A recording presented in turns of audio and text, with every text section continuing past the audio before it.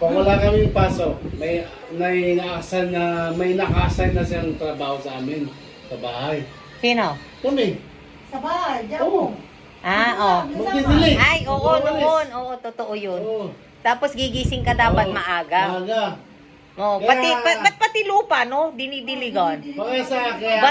Baldi yun, baldian nyo. Tamarabok. Try ko sa kanila na hindi pwede yung tanghali gigising. Oo, Wala totoo ka yun. nang gigitain nun. Oo, wala.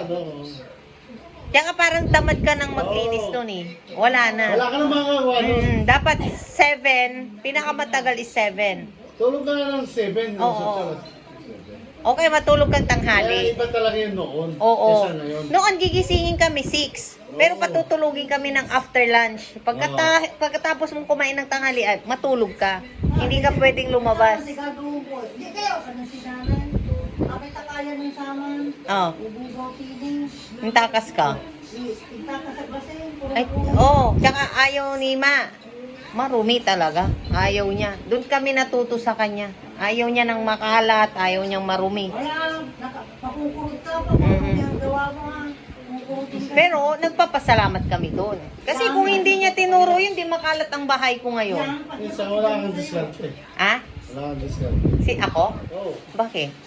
Kaya madiskarte ka sa buhay dahil sa kanila eh. Ay, oo. Oo, di totoo yun. Pati paglalaba, sabi ni mother noon, ni Lola, ni Ma, hindi naman habang buhay, kasama mo ko pati. Eh, pag nag-asawa ka. Kaya nung first year high school ako, nagalit si Kuya Kip. Si Kuya Kip. Narinig ko yun. Sino, sa ano ako, dampalisin to ako. Agya ka man plansya ni Mal ka. Kyan, high school ka na. Hindi naman habang buhay, watan si Ma. Di atuto ako ng plansya. Ay, totoo yun.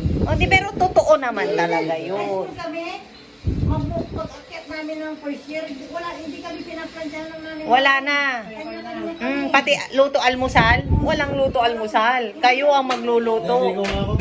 O sige, maligo ka na. May tuwalya ka. Hindi na kailangan. Ha? May kanya-kanya.